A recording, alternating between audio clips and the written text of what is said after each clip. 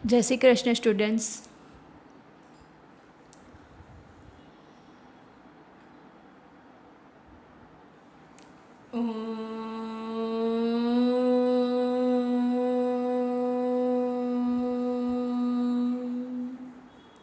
गुरु ब्रह्मा गुरु विष्णु गुरुदेव महेश्वर गुरु साक्षात् परब्रह्म तस्मै श्री गुरवे नमः। तस्मै श्री गुरवे नमः। तस्मै श्री गुरवे नमः।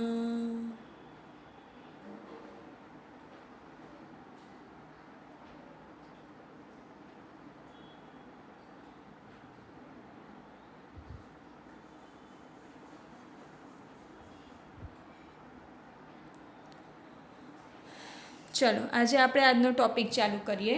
હવે સ્વાધ્યાય 3.2ના જે પછીના દાખલા છે, બરાબર, દાખલા નંબર 6 થી 10, દાખલા નંબર 6 થી 10 કરવા માટે આ જે કોન્સેપ્ટ છે એ સમજવો બહુ જ જરૂરી છે। તો એમાં તમને કીધેલું છે કે આપેલા ત્રિકોણમિતીય વિધેયોના મૂલ્યો શોધો। તે મૂલ્યો શોધવા માટે સૌથી પહેલાં તો તમારે જોવું પડે કે એ જે વિધેય છે એ વિધેય કયા ચરણમાં આવશે, બરાબર। તો સૌથી પહેલાં જોવાનું કે ભાઈ કયા ચરણમાં પોઝિટિવ આવશે ને કયા ચરણમાં એ નેગેટિવ આવશે। તો સૌથી પહેલાં ચરણ નક્કી કરવાનું। એ મેં ગઈકાલે તમને શીખવું કે ઓલ એસ ટી સી મુજબ આપણે ચરણ નક્કી કરીએ છીએ કે પ્રથમ ચરણમાં બધા જ વિધેય પોઝિટિવ, બીજા ચરણમાં સાઇન અને એનો વ્યસ્ત કોસેક પોઝિટિવ, ત્રીજા ચરણમાં ટેન અને એનો વ્યસ્ત કોટ પોઝિટિવ, અને ચોથા ચરણમાં કોસ અને એનો વ્યસ્ત સેક પોઝિટિવ આવશે। એટલે કે અહીંયા સાઇન અને કોસેક સિવાય બધા વિધેય નેગેટિવ, ત્રીજા ચરણમાં ટેન અને કોટ પોઝિટિવ, બાકીના બધા નેગેટિવ, ચોથા ચરણમાં કોસ અને સેક પોઝિટિવ, બાકીના બધા વિધેય નેગેટિવ। ચાલો, ત્યાર પછી આપણે નક્કી કરવું પડશે કે એમાં આ જે ચરણ છે એમાં ખૂણાનું સ્વરૂપ શું આપેલું છે, બરાબર। તો ચાલો સૌથી પહેલાં આપણે ખૂણા ડિસાઈડ કરી લઈએ। તો જુઓ, યાદ કરો કે આપણે 0 થી 180 અંશના ખૂણા આપણે શીખેલા છે, બરાબર। અહીંયા 0 હોય છે, અહીંયા 90 અંશ હોય, અહીંયા 180 અંશ હોય, અહીંયા 270 અંશ હોય ને 180 વત્તા 180 એટલે અહીંયા 360 અંશ થાય છે, બરાબર। એ સિવાય અહીંયા 0 અંશનો ખૂણો પણ હોય જ છે અને પછી આખું પરિભ્રમણ પૂરું થાય એટલે 360 અંશ થાય। એટલે સૌથી પહેલાં તો અહીંયા આવશે 0 અંશ, 90 અંશને આપણે કહીએ છીએ π/2, 180ને આપણે કહીએ છીએ પાઈ, 270 બરાબર 3π/2 અને 360ને આપણે કહીએ છીએ 2π। આ રીતે આપણે કહીએ છીએ। તો હવે તમે એવું વિચારી લો કે તમારે એન્ટી ક્લોકવાઇઝ ખૂણા અહીંયા શોધવાના છે, તો તમે કઈ રીતે શોધશો? તો એન્ટી ક્લોકવાઇઝ ખૂણા શોધવા માટે આપણે સમતા અસમતાની રીતે લખીએ તો આટલા પ્રથમ ચરણમાં જે ખૂણા મળશે એ 0થી મોટા પણ π/2થી નાના હશે, એટલે એને લખી શકાશે 0થી મોટા।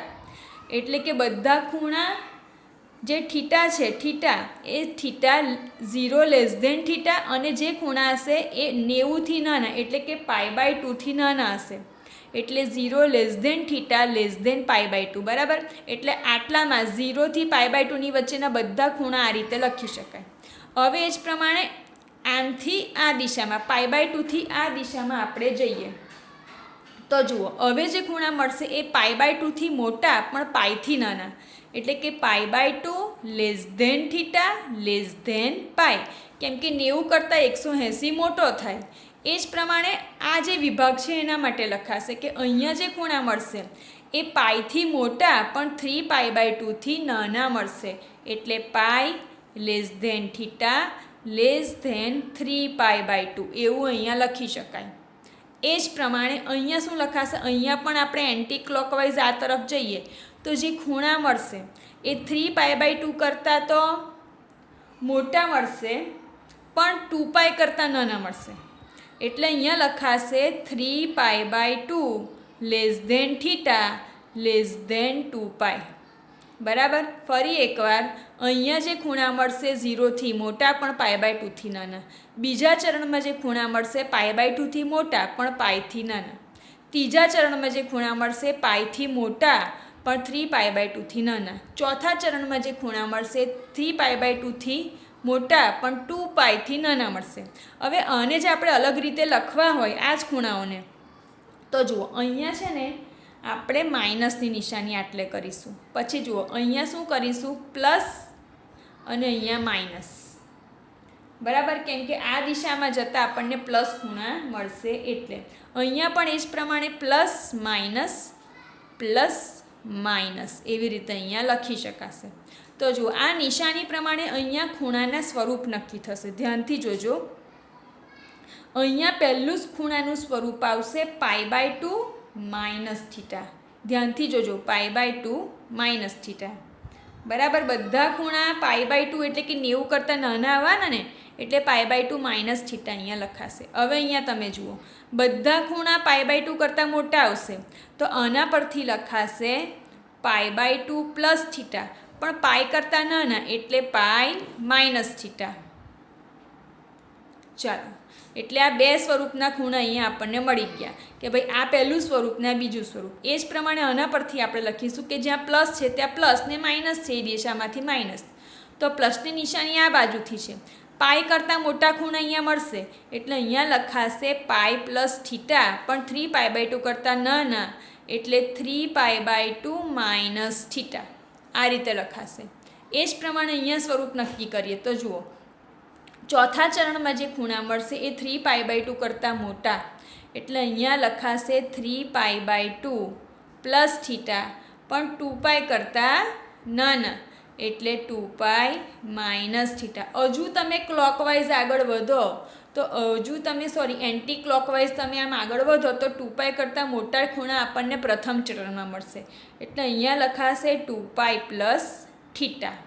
એટલે દરેક ચરણમાં તમને બબ્બે ખૂણાનું સ્વરૂપ મળી ગયું. બરાબર. દરેક ચરણમાં બે ખૂણાનું જે સ્વરૂપ તમને મળ્યું એ તમારે યાદ રાખવું પડશે કે કયા ચરણમાં, અથવા તો આ રીતે બનાવીને તમે લખી દેવાનું એટલે તમને તરત ખ્યાલ આવશે.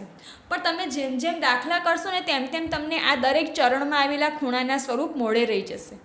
તો કયું સ્વરૂપ છે એ આપણે આ જે ચરણ આ રીતે આમાં જોઈને આપણે નક્કી કરીએ, અથવા તો તમારે મગજમાં યાદ રાખવાનું કે પ્રથમ ચરણમાં આ સ્વરૂપ, બીજા ચરણમાં આ સ્વરૂપ, ત્રીજામાં અને ચોથામાં. બરાબર. ચાલો આપણે આગળ જોઈએ. ચરણનું સ્વરૂપ નક્કી થઈ જાય ત્યાર પછી તમારે જોવાનું કે ખૂણાનું કયું સ્વરૂપ આવ્યું. બરાબર.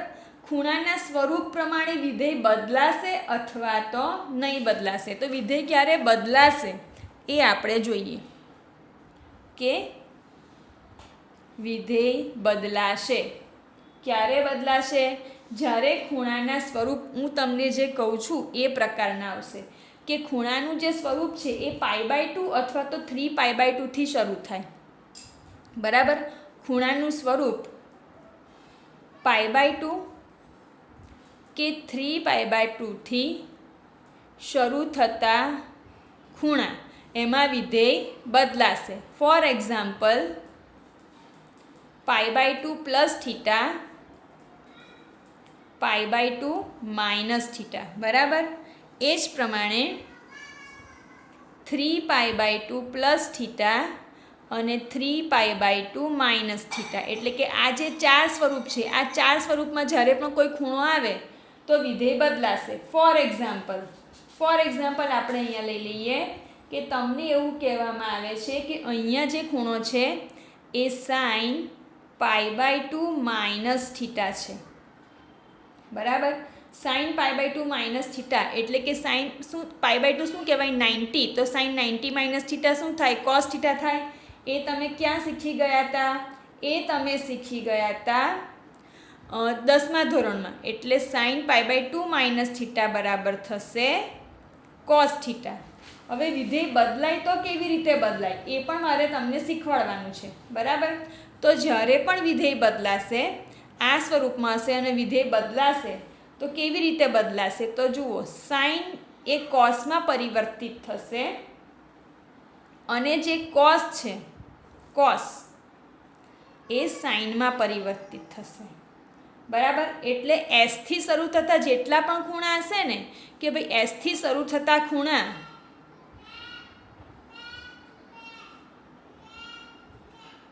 ખૂણાની આગળ શું લાગશે? કો લાગશે. કો, CO લાગી જશે. એસથી શરૂ થતા ખૂણાની આગળ CO લાગશે. ફોર એક્ઝામ્પલ સાઇન તો કોસ. બીજું કયું છે? સેક છે, સેક. તો સેકની આગળ જો તમે કો લગાવી દો તો શું બનશે? કોસેક.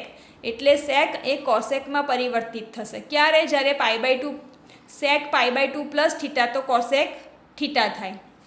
સેક π/2 માઇનસ થીટા હોય તો પણ કોસેક થીટા થશે. બરાબર? ચાલો એ પ્રમાણે હવે આપણે જોઈશું. સમજી લો કે એવા ખૂણા હોય કે જેની આગળ ઓલરેડી કો હોય. બરાબર? તો કોથી શરૂ થતા ખૂણા અથવા તો શરૂ થતા વિધેય હોય તો શું થશે? કો નીકળી જશે. એટલે કે અહીંયા કહેવા શું માંગે છે? જુઓ, અહીંયા કોસ છે, કોસ. હવે કોસમાંથી તમે કો કાઢી નાખો તો શું બાકી રહ્યું? એસ. અને એસ પરથી કયું વિધેય બની જશે? સાઇન. ખરેખર કોસ એ શું છે? કો જે છે એ કોસાઇન છે. કોસ એટલે કોસાઇન. એમાંથી કો નીકળી ગયું તો શું થઈ ગયું? સાઇન વિધેય થઈ ગયું. એ જ પ્રમાણે આપણે આગળ જોઈશું કે જો કોટ વિધેય હોય, કોટ, તો એમાંથી કો નીકળી ગયું તો શું રહ્યું? બાકી ટી રહ્યું. એટલે બનશે કોટનું ટેન. એટલે કે વિધેય બદલાશે ત્યારે કોટ ટેનમાં પરિવર્તિત થશે. હવે સમજી લો કે કોસેક છે. કોસેકમાંથી જો કો નીકળી જાય તો શું બાકી રહેશે? સેક બાકી રહેશે. અને હવે બાકી રહી ગયું ટેન. ટેનમાં ભલે કો આગળ નથી આવતું, પણ જો ટેન આવે અને જો વિધેય બદલાય તો એ હંમેશા કોટમાં પરિવર્તિત થશે. એટલું આને તમારે યાદ રાખવાનું છે. બરાબર? જ્યારે ખૂણાનું સ્વરૂપ π/2 કે 3π/2 હોય ત્યારે વિધેય બદલાશે. એમાં પણ જો એ આપેલું ત્રિકોણમિતિય વિધેય એસથી શરૂ થશે તો આગળ કો લાગશે. અને જો કોથી શરૂ થશે તો કો નીકળી જશે અને જે બાકી રહેશે એ વિધેય એ બની જશે. આટલું તમારે ખાસ યાદ રાખવાનું છે. બરાબર? ચાલો હવે આપણે આગળ જોઈશું. હજુ થોડાના આપણે ઉદાહરણ જોઈ લઈએ. ચાલો, તો સમજી લો કે તમને એવું કીધેલું છે, ઉદાહરણ તરીકે કોટ π/2 માઇનસ થીટા. અને શું કહી શકાય? કોટ 90 માઇનસ થીટા પણ કહી શકાય. આવું તમે કરતા હતા 10મામાં તો શું થશે? કોટ 90 માઇનસ થીટા થશે ટેન થીટા. બરાબર? એ જ પ્રમાણે તમને એવું આપેલું હોય કે એસ પરથી એક વિધેય લઈ લઈએ. એસ પરથી આપણે ઓલરેડી સાઇન તો લઈ લીધું. ચાલો, તો આટલા ઉદાહરણ બસ છે. તમને સમજાઈ ગયું હશે કે ખરેખર અહીંયા શું થાય છે તે. હવે આપણે જોઈશું કે વિધેયમાં યુગ્મ અયુગ્મ શું છે. તમારે એ પણ જોવાનું કે વિધેય યુગ્મ છે કે અયુગ્મ છે. એમાં કશું જ અઘરું નથી. તમને ખાલી ખૂણાનું સ્વરૂપ એક પ્રકારનું આપશે કે ભાઈ કોસ માઇનસ થીટા. બરાબર? કોસ માઇનસ π/2 કે કોસ માઇનસ π/3 કે કોસ માઇનસ 3π/2 એ રીતનું તમને આપેલું હોય. કોસ અને સેક માઇનસ થીટા આવું હોય ત્યારે વિધેય પ્લસ થઈ જાય, sec theta. Cos minus theta તો cos theta, sec minus theta તો સેક થીટા. કેમ? કેમ કે આ જે વિધેયો છે એ યુગ્મ વિધેયો છે. એટલે બરાબર, આ બંને યુગ્મ વિધેયો છે. તો અયુગ્મ વિધેયો હોય ત્યારે શું થશે? તો આ બે સિવાયના બધા જ અયુગ્મ વિધેયો છે. એટલે કે સાઇન માઇનસ થીટા હશે તો એનું થશે માઇનસ સાઇન થીટા. એટલે કે જ્યાં માઇનસની નિશાની છે આગળ આવશે. એનું વ્યસ્ત કોસેક માઇનસ થીટા તો થશે માઇનસ કોસેક થીટા. એ જ પ્રમાણે ટેન માઇનસ થીટા હશે તો માઇનસ આગળ આવશે, માઇનસ ટેન થીટા થાય. અને જો કોટ માઇનસ થીટા હોય તો થશે માઇનસ કોટ થીટા. એટલે આ બાબત પણ જ્યારે પણ તમારે મૂલ્યો શોધવાના હોય ત્યારે ધ્યાનમાં રાખવાની છે. સૌથી પહેલાં શું જોવાનું કે કયા ચરણમાં છે તે જોવાનું, બરાબર. ત્યાર પછી ખૂણાનું સ્વરૂપ જોવાનું. ખૂણાનું સ્વરૂપ જો π/2 કે 3π/2થી શરૂ થતા હોય તો વિધેય બદલાય. પણ એક વસ્તુ આપણે લખવાનું તો ભૂલી જ ગયા કે જ્યારે સ્વરૂપ કેવું આવશે, સ્વરૂપ π અથવા તો 2πથી શરૂ થતા હોય, 2π કે 2πથી શરૂ થતા હોય તો વિધેય બદલાશે નહીં.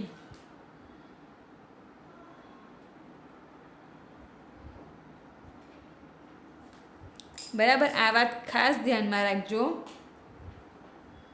મોસ્ટ આઈએમપી છે કે જ્યારે ખૂણાનું સ્વરૂપ π કે 2πથી શરૂ થાય, ફોર એક્ઝામ્પલ 2π - θ અથવા તો π + θ અથવા તો 2π + θ અને π - θ, બરાબર. આ 4 પ્રકારના વિધેય હશે ત્યારે આ 4 પ્રકારનું સ્વરૂપ હશે ખૂણાનું ત્યારે વિધેય બદલાશે નહીં. એક ખાસ ધ્યાનમાં રાખજો, બરાબર. અહીંયા જ હું લખી દઉં છું કે π + θ, π - θ, 2π + θ, 2π - θ, એટલે કે π કે 2πથી શરૂ થતું વિધેયનું સ્વરૂપ હશે તો, કે ખૂણાનું સ્વરૂપ હશે તો વિધેય નહીં બદલાય, બરાબર, નહીં બદલાય. ઓકે, તો આ વાત તમે ખાસ ધ્યાનમાં રાખજો. અને ક્યારે બદલાશે?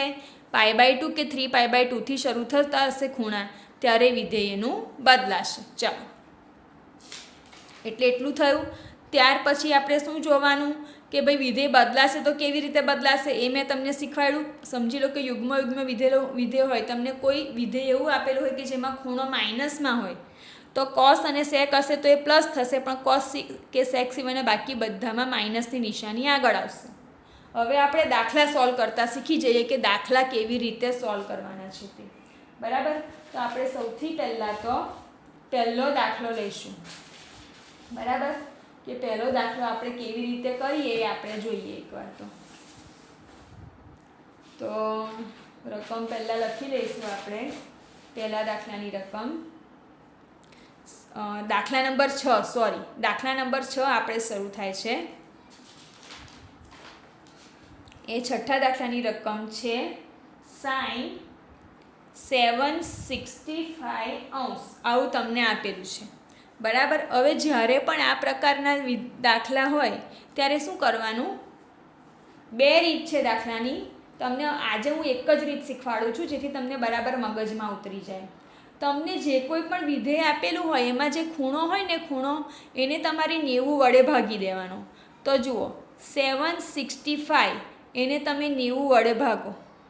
765ને તમે 90 વડે ભાગશો તો 90 × કેટલા થાય? 720 થશે, બરાબર. 90 × 720 થાય એટલે આપણને અહીંયા મળ્યા 45. તો sin 765ને આપણે આ રીતે લખી શકીએ કે sin 90 × 8 + 45. હવે તમે જો આનું સાદુરૂપ આપતો તો 9 × 8 = 72, 720 + 45 તમે કરો તો 765 આવી ગયા. એટલે આપણે આ જે સ્વરૂપ લખ્યું એ સાચું સ્વરૂપ છે. ત્યાર પછી તમારે જોવાનું કે 90 સાથે જે ગુણાયા છે એ એકી સંખ્યા છે કે બેકી સંખ્યા છે, એકી અથવા તો બેકી, બરાબર. એકી સંખ્યા હશે તો શું થશે? એકી સંખ્યા હશે તો વિધેય બદલાશે, પણ બેકી સંખ્યા હશે તો વિધેય બદલાશે નહીં. તો આપણે જે 8 જે છે, આ 8 શું દર્શાવે છે? આ 8 જે છે એ ચરણ દર્શાવે છે કે આ જે સાઇન છે એ તમને કયા ચરણમાં આપેલું છે એ દર્શાવે છે. તો આપણે જોઈ લઈએ કે 8મું ચરણ ક્યાં આવશે. તો જુઓ, પહેલું ચરણ, બીજું ચરણ, ત્રીજું, ચોથું, 5, 6, 7 અને 8. બરાબર 8 આવ્યા, પણ હજુ તમે આ જુઓ કે આ તો 8મું ચરણ છે, પણ અહીંયા આગળ જોવાનું કે પ્લસ થશે કે માઇનસ થશે. તો જો +45 એટલે 8મા ચરણમાં જો તમે +45 કરો તો 8મામાંથી એ 9મા ચરણમાં જશે. 9મા ચરણમાં જશે તો 9મું ચરણ ક્યાં આવ્યું? 9મું ચરણ એ ખરેખર શું છે? પ્રથમ ચરણ જ છે. બરાબર, તો પ્રથમ ચરણમાં બધા જ વિધેય કેવા છે? પ્રથમ ચરણમાં બધા જ વિધેય પોઝિટિવ છે, એટલે અહીંયા જે સાઇન આવશે એ સાઇન પોઝિટિવ આવશે. બરાબર, સાઇન પોઝિટિવ, અને સ્વરૂપ જુઓ તમે, સાઇન પોઝિટિવ થશે એટલે અહીંયા લખાશે સાઇન 45°, એટલે કે અહીંયા સાઇન 765° બરાબર થશે સાઇન 45°. તો તમે ધ્યાનથી જુઓ, સાઇન 45°ની વેલ્યુ શું થશે? જુઓ, સાઇન 45° થાય છે 1/√2. બરાબર, અહીંથી તમે જુઓ સાઇન 45°, તો સાઇન 45° થાય 1/√2, ને આ થયો સાઇન 765°નો જવાબ. કે ચરણ નક્કી કર્યા પછી અહીંયા પ્લસ થાય તો વિધેય ઉપર જાય, આગળના ચરણમાં જાય, પણ સમજી લો કે અહીંયા માઇનસની નિશાની હોય ને તો વિધેય ત્યાંનું ત્યાં જ રહે. બરાબર, એટલે આ વસ્તુ ધ્યાનમાં રાખજો કે 8મું એ ચરણ દર્શાવે છે કે ભાઈ આ 8મું ચરણ છે, પણ 8મા ચરણ પછી જે ખૂણો એમાં ઉમેરાશે, ખૂણો ઉમેરાઈ જાય તો પછીનું ચરણ આવે, ને જો ખૂણો બાદ થાય તો એનું એ જ ચરણ પાછું આવી જાય. ઓકે, તો એ પ્રમાણે આ દાખલા થાય છે. ચાલો હવે આપણે બીજો દાખલો કરીએ.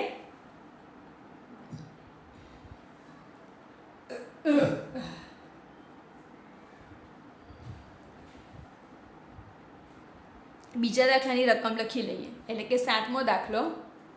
7મા દાખલાની રકમ છે cosec -1410°. બરાબર, એટલે અહીંયા તમને ખરેખર કયું સ્વરૂપ આપેલું છે? cosec -θનું સ્વરૂપ છે. એટલે આ છે cosec -θ બરાબર શું થાય? -cosec θ થાય. એટલે કે અહીંયા તમને જે θ આપેલા છે, આ θ બરાબર -1410° છે. બરાબર, એટલે અહીંયા લખાશે -cosec 1410°. આ એનું સ્વરૂપ બની જશે, કેમ કે cosec -θ તો -cosec θ થાય. હવે ફરી આપણે આ જ રીતનો ઉપયોગ કરીશું કે આ જે 1410 છે એને આપણે 90 વડે ભાગીશું. બરાબર, તો જુઓ 90 વડે ભાગતા,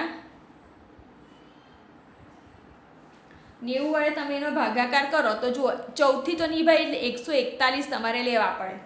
તો 9 એકા 90 તમે કરો તો અહીંયા 1 રહેશે, 14માંથી 9 જાય તો 5 બાકી રહે, ઉપરથી 0 આપણે ઉતારવા પડે.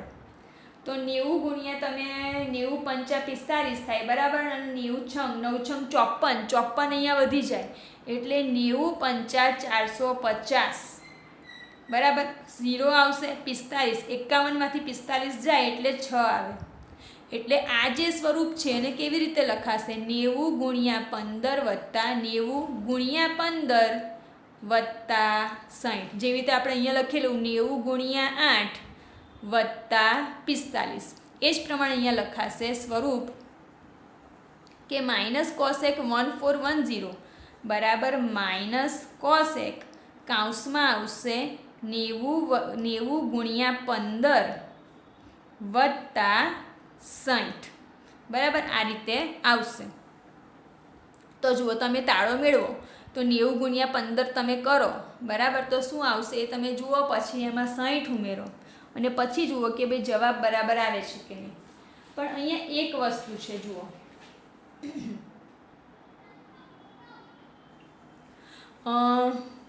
ફરી એકવાર આપણે લખી લઈએ cosec 90 ગુણ્યા 15 વત્તા 60. ચાલો હવે આપણે ચરણ નક્કી કરીએ.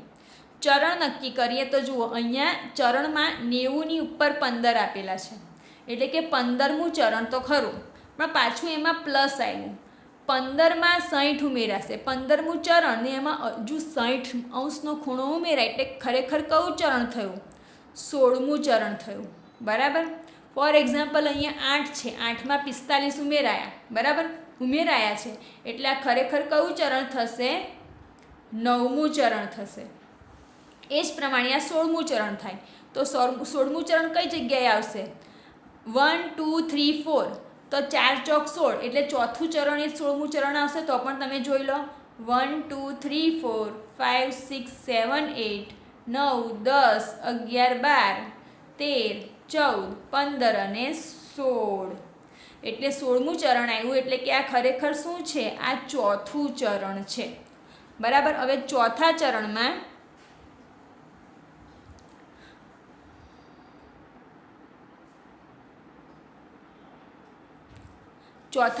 આપણે જોવું પડશે, બરાબર, કે કોસેક પોઝિટિવ આવશે કે નેગેટિવ આવશે. તો ચોથું ચરણ આવ્યું ઓલ, એસ, ટી અને સી. તો ચોથા ચરણમાં કોસ અને સેક જ પોઝિટિવ હોય, એ સિવાય બધા વિધેય નેગેટિવ આવશે. નેગેટિવ આવશે એટલે અહીંયા જુઓ, અહીંયા માઇનસ કોસેક તો ઓલરેડી આપેલા જ છે કે ભાઈ માઇનસ કોસેક 90 ગુણ્યા 15 પ્લસ 16 અંશ, એટલે અહીંયા થશે માઇનસ કોસેક. ચોથું ચરણ એની નેગેટિવ નિશાની ફરી આગળ લાગશે, એટલે અહીંયા આવશે માઇનસ કોસેક, બરાબર. ઓલરેડી કોસેક સાથે માઇનસ તો હતું જ, માઇનસ કોસેક ને થીટા થશે 60 અંશ, બરાબર. તો 60 અંશ એ ખરેખર કયો ખૂણો કહેવાય એ તમે વિચારો. તો 60 અંશની નું રેડિયન માપ શું થાય? તો થશે માઇનસ કોસેક. પણ હા, એક વસ્તુ તો આપણે ભૂલી ગયા. જુઓ, અહીંયા એકી સંખ્યા છે ને, એકી સંખ્યા હોય એટલે વિધેય બદલાય. વિધેય બદલાય એટલે કોસેકનું સેકમાં રૂપાંતર થશે, બરાબર. એટલે -15 છે, એકી સંખ્યા છે. 90ના ગુણનમાં 15 એ એકી સંખ્યા માટે વિધેય બદલાશે એટલે કોસેક 60નું સેક 60 થશે. એટલે માઇનસ અને પાછી માઇનસની નિશાની તો ખરી જ, તો અહીંયા થશે માઇનસ કરીને માઇનસ સેક 60 અંશ, એટલે અહીંયા પ્લસ સેક 60 અંશ થશે. માઇનસ બે વાર થયા એટલે તો સેક 60 અંશ કેટલા થાય જોઈ લો. જુઓ, સેક 60 અંશ, તો સેક 60 અંશ આવે છે 2. આ ટેબલ તમારે મોઢે કરવું પડશે, હો, નહીં તો પરીક્ષામાં તમને આવડશે નહીં, બરાબર. તો આ ટેબલ આખું બરાબર મોઢે કરી જજો. એટલે અહીંયા સેક 60 અંશ બરાબર એની વેલ્યુ થાય છે 2, અથવા તો સેક 60ની જગ્યાએ આપણે લખી શકીએ કે સેક π/3 બરાબર 2 આવે. ઓકે, ચાલો હવે આપણે પછીનો દાખલો જોઈએ. એ દાખલો છે 8મો દાખલો 10 90 π/3, બરાબર. ચાલો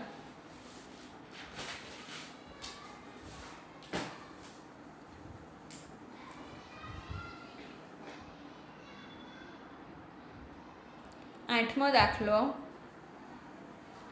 10 19 π/3.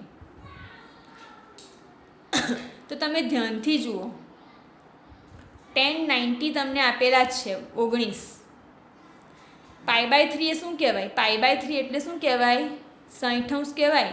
એટલે 19 ઓછા 60 તમારે કરવાના, બરાબર. તો 19 ગુણ્યા 60 તમારે અહીંયા કરવા પડે, કેમ કે 19 π/3 એટલે 19 ગુણ્યા 60 થયા. તો 19 ગુણ્યા 60 તમે કરશો તો શું આવશે? 19 છંગ 114 થાય, રાઈટ. એટલે અહીંયા આવશે 10,1140 અંશ, બરાબર. આ બેનો ગુણાકાર કરતા હવે આપણે જે રીતે આપણે કરીએ એ પ્રમાણે આપણે કરીએ તો 1140 ને આપણે 90 વડે ભાગીશું.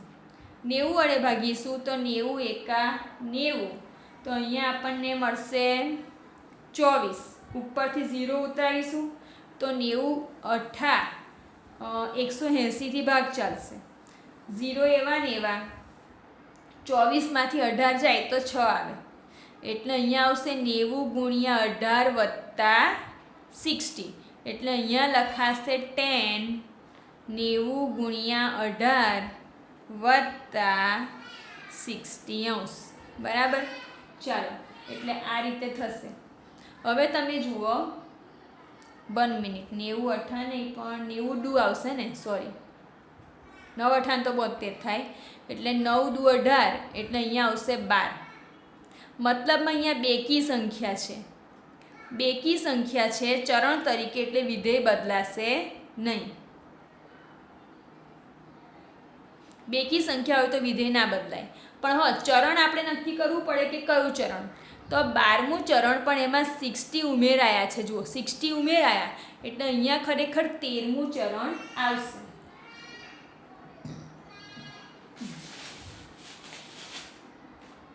તો જોઈ લઈએ 13મું ચરણ કઈ જગ્યાએ આવે છે. તો ચાલો 1 2 3 4 5 6 7 8 9 11 ને 13, એટલે 13મું ચરણ અહીંયા આવશે, બરાબર. 12 ભલે અહીંયા આવે પણ 12 વત્તા 60, 12માં 60 ખૂણો ઉમેરાય, 60 ખૂણો ઉમેરાય તો 13મા ચરણમાં એ આવી જાય ને.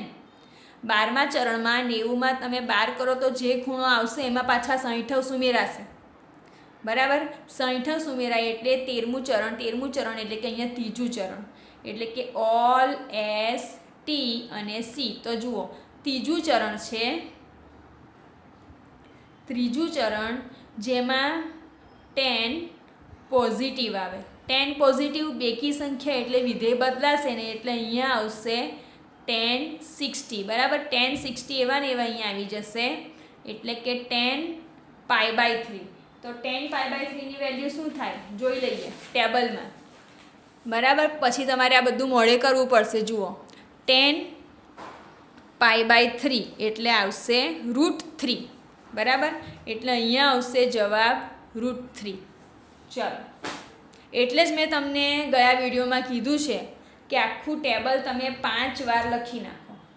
આખું નહીં તો તમે જુઓ આ જે છે ફક્ત આટલી વેલ્યુ પણ તમે મોડે કરી નાખો ને, તો આ વેલ્યુ પરથી કોસ સેક અને કોટની વેલ્યુ તમને સરળતાથી વ્યસ્ત કરીને મળી જાય, બરાબર. કેમ કે કોસ એ સાઇનનો વ્યસ્ત, સેક એ કોસનો વ્યસ્ત અને કોટ એ ટેનનો વ્યસ્ત થાય, બરાબર. એટલે ફક્ત આટલી વેલ્યુ જો તમે 5 વાર લખીને મોડે કરી જશો તો બાકી બધી વેલ્યુ તમને ખબર પડી જશે.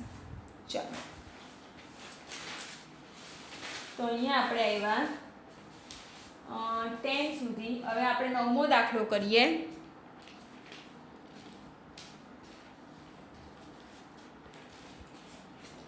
sin -11 π/3, બરાબર. ચાલો,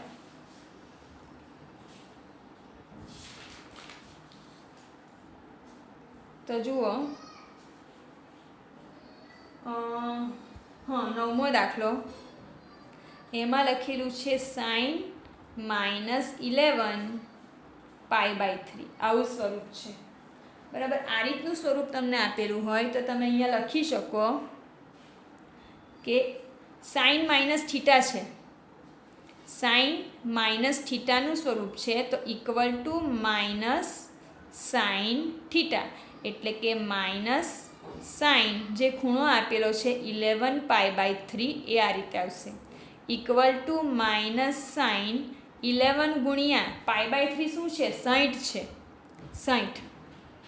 તો 11 કેટલા થાય 66 થાય, એટલે માઇનસ સાઇન 660 અહીંયા ખૂણો થયો. હવે આ જે છે એમાં આપણે સેમ પેલી જ રીત કરીશું કે 90 વડે આપણે 660ને ભાગીએ. 90 ને 660 વડે ભાગીએ તો 90 સત્તા 630 આવે, એનાથી ભાગ ચાલશે, 30 બાકી રહેશે. તો 90 ગુણ્યા 7 વત્તા 30, એટલે અહીંયા આવશે માઇનસ સાઇન 90 ગુણ્યા 7 વત્તા 30 અંશ. અને તમે આ રીતે પણ લખી શકો કે minus sine π/2 multiply by 7 plus 30 એટલે કે π/6. પણ અહીંયા તમે એક વસ્તુ જુઓ, આ તો ઓરમાં છે, આ તમે ના લખો તો પણ ચાલે. અહીંયા 7મું ચરણ તમને આપેલું છે, 7મું ચરણ પાછું એમાં 30 અંશ ઉમેરાયા, એટલે કયું ચરણ થયું 8મું ચરણ થયું. 7 પ્લસ 30 એટલે 8મું ચરણ થયું. તો 8મું ચરણ એટલે કયું ચરણ આવે 4થું ચરણ આવે. ચોથું ચરણ, એટલે ચોથું ચરણ અને ચોથા ચરણમાં શું થાય? ચોથા ચરણમાં સાઇન નેગેટિવ આવે, બરાબર. ઓલરેડી માઇનસ સાઇનની નિશાની તો છે જ, ઉપરથી પાછું આ જે નેગેટિવની નિશાની એ ચોથા ચરણને લીધે અહીંયા લાગશે. બીજી એક વાત કે અહીંયા એકી સંખ્યા છે, એકી સંખ્યા વિધેય બદલાય માટે વિધેય બદલાશે, બરાબર. ચોથું ચરણ સાઇન નેગેટિવ, એકી સંખ્યા માટે વિધેય બદલાશે. એટલે સાઇનનું શેમાં રૂપાંતર થાય? કોસ. એટલે માઇનસ માઇનસ કોસ, પછી પાછળ જે થીટા હોય એ અહીંયા લાગી જાય, cos π/6. અહીંયા માઇનસ માઇનસ 2 વાર છે એટલે પ્લસ cos π/6. તો પ્લસ cos π/6 કેટલા થાય જુઓ, ટેબલમાં જોઈ લો. π/6ની વેલ્યુ કઈ જગ્યાએ આપેલી છે? અહીંયા. અને આપણને શું જોઈએ છે? cos π/6. તો cos π/6 થાય √3/2. એટલે આપણને જે જવાબ મળ્યો cos π/6 એની વેલ્યુ થશે √3/2. ચાલો આપણે હવે છેલ્લો દાખલો કરીએ. છેલ્લો દાખલો છે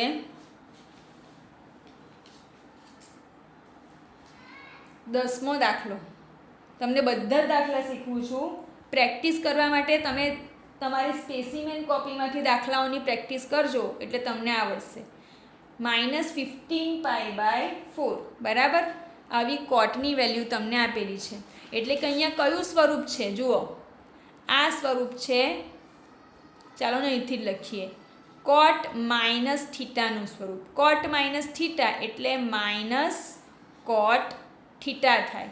એટલે કે અહીંયા માઇનસ કોટ 15π/4 એવું તમને આપેલું છે. હવે π/4 એટલે કેટલો ખૂણો કહેવાય? π/4 એટલે 45° થાય, બરાબર. ફોર એક્ઝામ્પલ અહીંયા જુઓ, π/3 એ કયો ખૂણો કહેવાય? એ 60° ખૂણો કહેવાય. એટલે અહીંયા 11 × 60 આપણે કર્યા. π/3 એ 60° ખૂણો કહેવાય એટલે 11 × 60 કર્યા. એ જ પ્રમાણે અહીંયા જુઓ, π/3 એ 60 એટલે 19 × 60, બરાબર. ચાલો તો અહીંયા શું આપણને છે? π/4 છે તો π/4 એ 45° ખૂણો કહેવાય. એટલે અહીંયા થશે માઇનસ કોટ 15 × 45. તો થશે માઇનસ કોટ 15 × તમે 45 કરો તો તમને મળશે 675. 675 અંશ અહીંયા આવ્યા. હવે આપણે આગળ જેવી રીતે કર્યું એ જ પ્રમાણે 675ને આપણે 90 વડે ભાગીશું. તો 90 + 630 થશે, બરાબર. 7 તારીખ 63, 9 સત્તા 63 એટલે 90 630 અહીંયા આવશે. એટલે અહીંયા બાકી રહેશે માઇનસ કરતાં 45°. એટલે 90 × 7 + 45. માઇનસ કોટ 675ની જગ્યાએ લખાશે 90 × 7 + 45°. સૌથી પહેલાં ચરણ નક્કી કરીએ. ચરણ 7 + 45 એટલે કે 8મું ચરણ, બરાબર. ત્યાર પછી જુઓ કે અહીંયા એકી સંખ્યા છે. એકી સંખ્યા છે એટલે અહીંયા પણ વિધેય બદલાશે.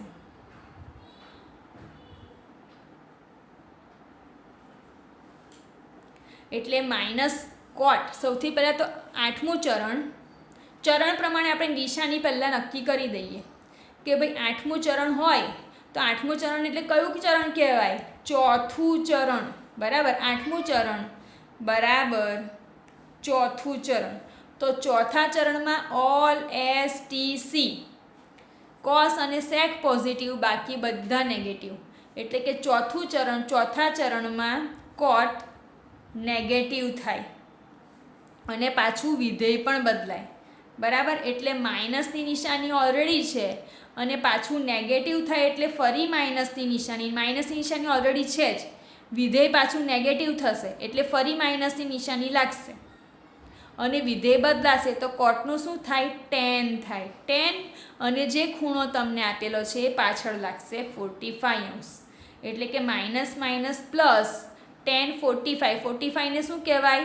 π/4 કહેવાય. તો tan π/4 કેટલા થાય જુઓ, tan π/4ની વેલ્યુ થાય 1. મને મળે છે tan અને cot. યાદ રાખજો, tan અને cot π/4, tan અને cot 45 એટલે 1 જ આવે. આ તો કોઈને પણ મોડે રહી જાય. tan cot 45 અથવા તો tan cot π/4 એ 1 થશે, દરેક જગ્યાએ 1 થશે. ચાલો, તો ધીમે ધીમે તમને યાદ રહી જશે. તો અહીંયા જવાબ આવશે 1. એટલે હંમેશા આ પ્રકારના દાખલા હોય ત્યારે કઈ રીતે કરવાનું? સૌથી પહેલાં જોવાનું કે કયું ચરણ છે. ચરણ પ્રમાણે સ્ટેપ યાદ રાખો. સૌથી પહેલાં જોવાનું કે કયું ચરણ છે. ચરણ જોઈ ને પછી જોવાનું કે તમારે અહીંયા જે ચરણ તરીકે તમને જે અહીંયા સંખ્યા આપી 90નું ગુણન, 90નો ગુણક એ એકી છે કે બેકી છે. એકી હશે તો વિધેય બદલાશે, બેકી હશે તો નહીં બદલાય. પ્લસ ચરણ પ્રમાણે નિશાની નક્કી કરવાની કે ચરણ મુજબ નિશાની નક્કી કરવી ને પછી જે ખૂણો હોય એ ખૂણાની ટેબલ મુજબ વેલ્યુ લખવી. તો આટલા સ્ટેપ તમે કરો ત્યારે તમને આ દાખલાઓના જવાબ મળશે. ઓકે, ચાલો.